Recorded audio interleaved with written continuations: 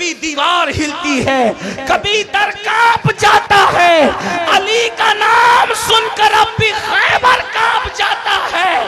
پوری زندگی کبھی علی کے سپر کو کوئی گرا نہ سکا، لیکن مرحب نے ایسا وار کیا کہ مولا علی کی سپر گرا دی۔ ایک دن علی کی سپر گر گئی، علی نے سزا کیا دی کہ اس کے خیبر کے دروازے کو توڑ کر اپنی سپر بنا کر کے بتایا، علی سے سپر چھینو گے تو تمہارا دروازہ توڑ کر کے سپر بنائی جائے گی۔ اور اس کے بعد جب اکھاڑ کر کے پھینک دیا، 70 لوگ مل کر بھی اٹھا نہ سکے۔ تیرا طفل ہے کامل ہے یا غوث، طفیلی کا لقب واصل ہے یا غوث، تیرا ذرہ مہ کامل ہے یا غوث، تیرا قطرہ مہ سائل ہے یا غوث، تیرا قطرہ یم سائل ہے یا غوث، تو اپنے وقت کا صدیق اکبر، غنی و حیدر و عادل ہے یا غوث، ہزاروں تابعی سے تو فضوتر، یہ طبقہ مجملاً فاضل ہے یا غوث۔ وہ کیا جانے گا فضل مرتضیٰ کو جو تیرے فضل کا جاہل ہے یا غوث، ہمارا خاتمہ بالخیر ہوگا تیری رحمت اگر شامل ہے یا غوث۔ آج کی یہ محفل پنڈوا شریف کی سرزمین پر حضور پرنور مرشد مخدوم حضرت پیر سیدی علاء الحق پنڈوی رحمت اللہ علیہ کے دیار میں ہم سب عرس حضور اشرف الاولیاء کی محفل میں حاضر ہیں۔ تھوڑی دیر کے لیے میں حاضر ہوں، اس لیے کہ مجھے جانا ہے، اس لیے کوئی طویل گفتگو کرنے کی بجائے حضور اشرف الاولیاء کی بارگاہ میں خراج عقیدت پیش کر کے جلدی آپ سے اجازت چاہوں گا۔ حضور اشرف الاولیاء رحمت اللہ تعالی علیہ اللہ رب العزت کے ایسے برگزیدہ بندے ہیں کہ جن کے بارے میں ہم آنکھ بن کر کے یہ کہہ سکتے ہیں کہ وہ پیدائشی ولی ہے۔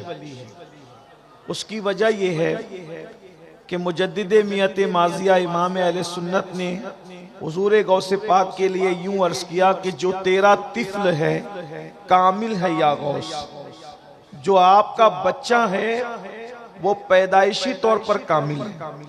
اور لوگوں کو کامل ہونے کے لیے پیدا ہونے کے بعد محنت کرنی پڑتی ہے، لیکن غوث پاک کے گھر میں پیدا ہونے والا بچہ پیدائشی کامل ہوتا ہے۔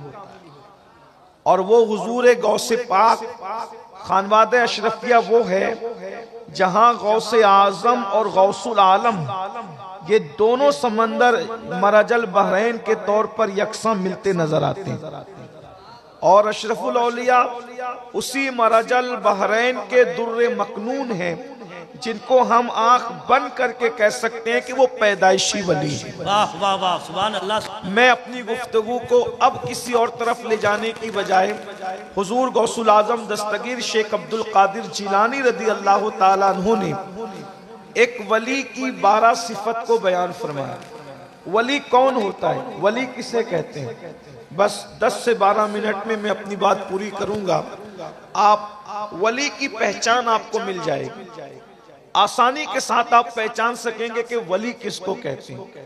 سرکار غوث اعظم جو ولایت تقسیم کرتے ہیں، جن کے در سے جن کے گھر سے ولایت تقسیم ہوتی ہے، وہ ارشاد فرماتے ہیں جب تک انسان میں 12 صفات پیدا نہ ہو جائے اس وقت تک وہ اللہ کا ولی نہیں ہو سکتا۔ نمازی بن جائے، روزے دار بن جائے، ذاکر بن جائے، پہاڑوں میں مجاہدہ کرے، جب تک 12 صفات کا حامل نہیں ہوگا اس وقت تک وہ ولی نہیں ہوگا۔ آسان 12 صفات سرکار غوث پاک فرماتے ہیں اللہ اپنی 2 صفات کا اس کو مظہر بناتا ہے۔ وہ اللہ کی 2 صفات کا مظہر ہوتا ہے، وہ رسول اللہ کی 2 صفات کا مظہر ہوتا ہے، وہ صدیق اکبر کی 2 صفات کا مظہر ہوتا ہے، وہ فاروق اعظم کی 2 صفات کا مظہر ہوتا ہے، وہ عثمان غنی کی 2 صفات کا مظہر ہوتا ہے، وہ مولا علی کی 2 صفات کا مظہر ہوتا ہے۔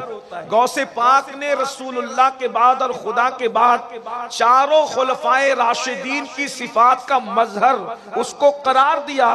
اس سے پتہ چلا نہ رافضی ولی ہو سکتا ہے نہ ناسبی ولی ہو سکتا ہے، ولایت اگر کہیں ہوگی تو صرف اور صرف پیور اہل سنت و جماعت کے پاس ہوگی۔ حق ہے، حق ہے۔ اس لیے کہ ناسبی کے دل میں مولا علی کے لیے محبت نہیں ہے اور رافضی کے دل میں شیخین کے لیے محبت اور الفت نہیں ہے، تو نہ ولایت وہاں نظر آتی ہے نہ ولایت یہاں نظر آتی ہے۔ اگر ولایت کہیں نظر آتی ہے تو صرف اور صرف اہل سنت و جماعت میں نظر آتی ہے۔ حضور غوث پاک رضی اللہ تعالیٰ نے ارشاد فرماتے ہیں کہ جو 2 صفات کا مظہر ولی ہوتا ہے وہ اللہ رب العزت کی 2 صفات کا مظہر، ایک تو وہ صفت ستاری کا مظہر ہوتا ہے، وہ صفت غفاری کا مظہر ہوتا ہے۔ یعنی ولی وہ ہوتا ہے جو لوگوں کے عیب کو بیان نہیں کرتا بلکہ لوگوں کے عیبوں پہ پردے ڈالا کرتا ہے۔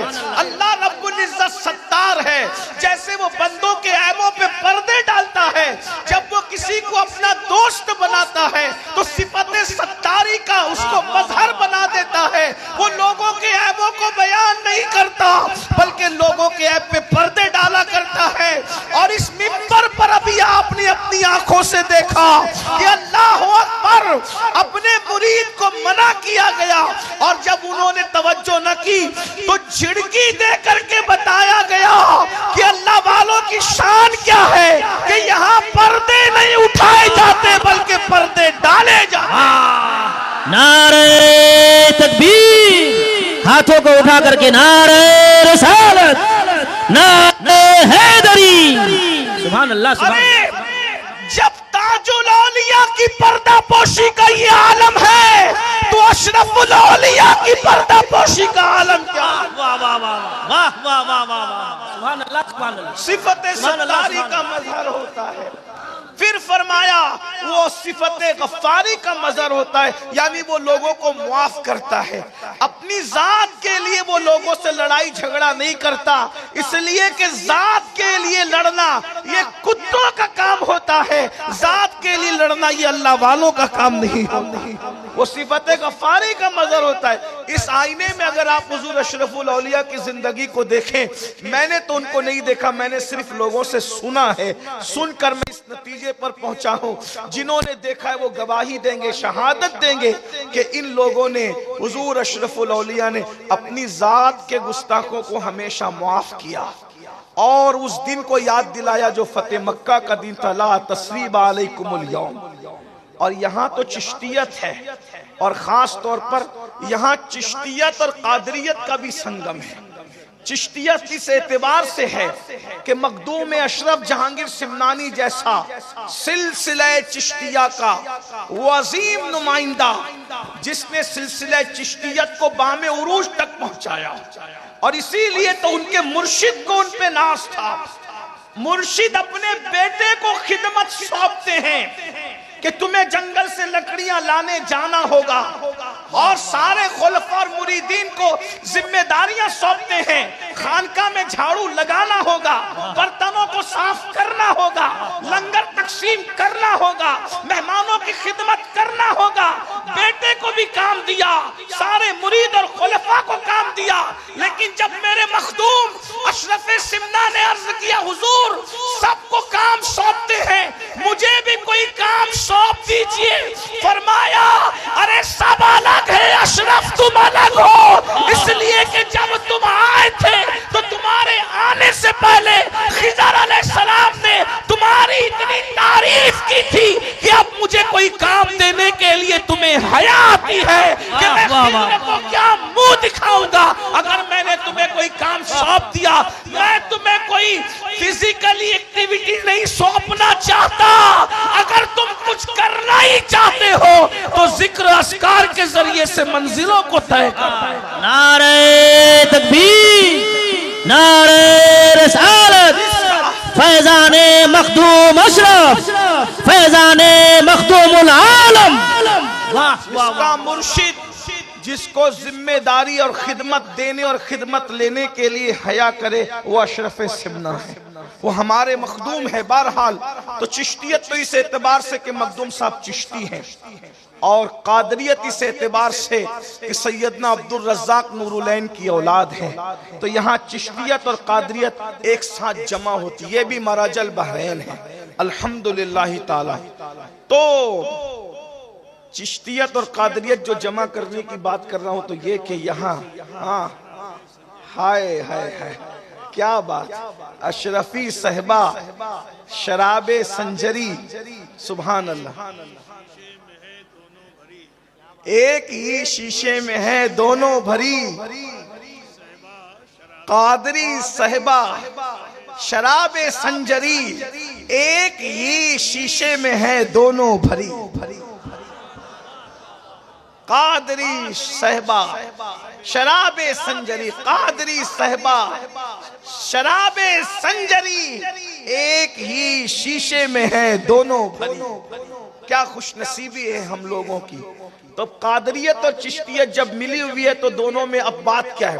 حضور غوث پاک فرماتے ہیں کہ میرا گھوڑا بے لگام ہے اور میری تلوار بے نیام ہے، اور چشتی لوگ کہتے ہیں خواجہ نصیر الدین چراغ دہلوی رضی اللہ تبارک و تعالیٰ عنہ کہ ہم چشتی لوگ کسی سے الجھتے نہیں، ہم نے اپنی تلوار ننگی کر کے رکھ دی ہے، جو آ کر کے الجھے گا اس کا قصہ خود ہی تمام ہو جائے گا۔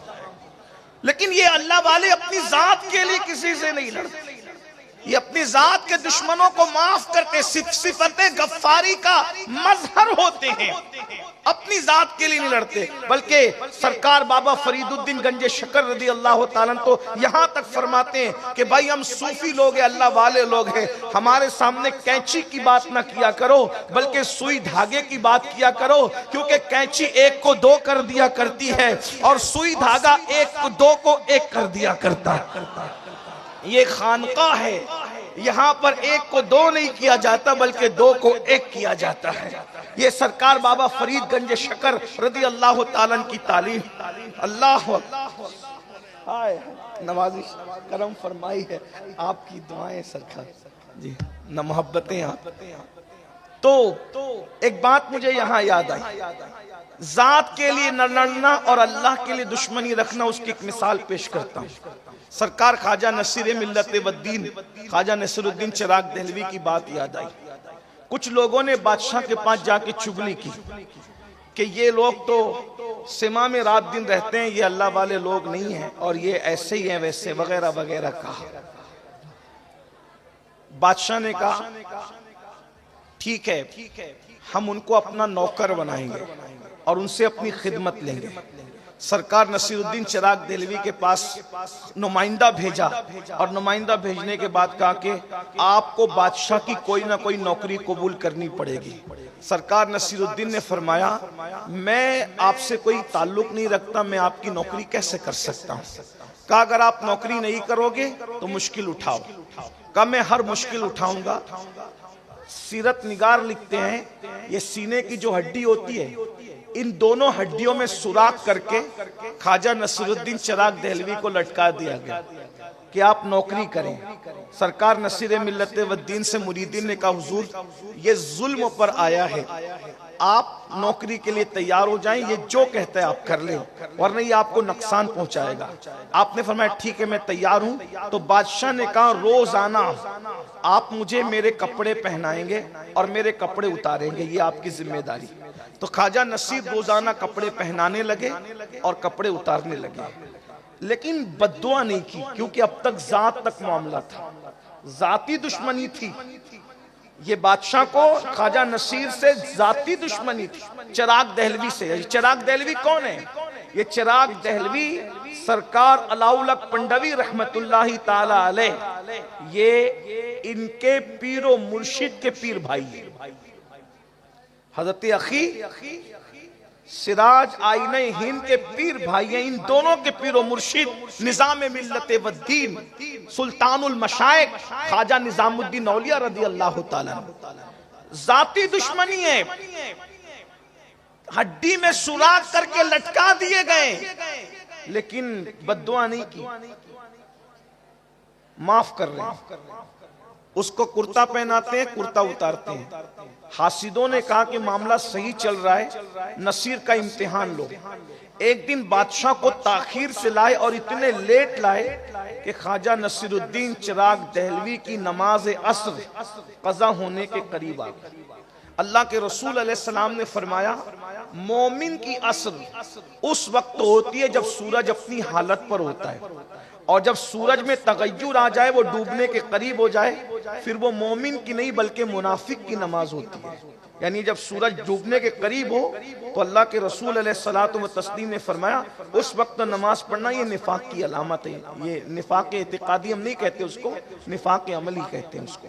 لیکن بہرحال اللہ والے اس وقت بھی نماز پڑھنے کو پسند نہیں کرتے تھے، بلکہ مسنون وقت میں نماز پڑھنے کو پسند کرتے تھے۔ ابھی حضور مرشد اجازت نے سرکار وارث پاک کا ذکر کیا کہ وارث پاک کسی کے پیچھے نماز نہیں پڑھتے بلکہ وارث پاک الگ نماز پڑھتے ہیں۔ تو لوگ یہ مشہور کرتے تھے کہ وارث پاک نماز ہی نہیں پڑھتے، وہ نماز پڑھتے تھے مگر کمرے میں چھپ کے پڑھتے تھے، جیسا کہ حضرت نے اشارہ کیا۔ لوگ کہتے تھے اب جماعت کے ساتھ نہیں پڑھتے، جماعت کے ساتھ نہیں پڑھتے، تو وارث پاک کہتے تھے ارے جماعت سے پڑھانا ہے تو علی حسین اشرفی جیسا امام لا کر کے دو نا۔ سبحان اللہ سبحان اللہ۔ اگر وارث پاک کو پیچھے کھڑا کرنا ہے تو کوئی علی حسین اشرفی جیسا لا کر کے امام دو، اور کسی ایک کے پیچھے کھڑا کر دیا وارث پاک کو تو نماز کے بعد وارث پاک نے کہا سنا سنا امام صاحب آپ نے ہم کا بہت تھکا دیا۔ سرکار وارث پاک کہتے بہت تھکایا آپ نے ہم کا۔ کہا وہ کیسے؟ کہا ہم تو آپ کے پیچھے نماز کے لیے کھڑے ہو گئے، لیکن کبھی چارے کی دکان پر، کبھی کرانہ دکان پر، کبھی کہیں لے کے بھٹکتے رہے، جہاں جہاں امام گیا پیچھے پیچھے وارث تھے۔ تو کہا ایسی نماز بھی کیا نماز ہے؟ لیکن یہ ہم لوگوں کے لیے، ہم لوگوں کو تو ہر صحیح العقیدہ کی ابتدا کرنی چاہیے کہ وارث پاک کا مرتبہ اور تھا، ہمارا مرتبہ اور ہے۔ تو اندازہ فرمائے تو بھائیو ہم لوگ کیا ہیں؟ کسی نے حجاج سے کہا او حجاج تو بھی ہمارا امام، اور ابو بکر بھی قوم کے امام تھے، تو کتنا بدماش ہے وہ کتنے اچھے تھے۔ حجاج تو حجاج تھا، بدماش تھا، لیکن حاضر جواب تھا۔ اس نے کہا تم ابو ہریرہ بن جاؤ، میں بھی ابو بکر صدیق جیسا بن جاؤں۔ جب تم ابو ہریرہ نہیں بن سکتے تو تمہیں ابو بکر صدیق جیسا امام کیسے مل سکتا ہے؟ بس میں یہی آپ سے کہنا چاہتا ہوں جب ہم وارث پاک نہیں بن سکتے تو ہمیں بھی علی حسین اشرفی میاں جیسا امام نہیں مل سکتا۔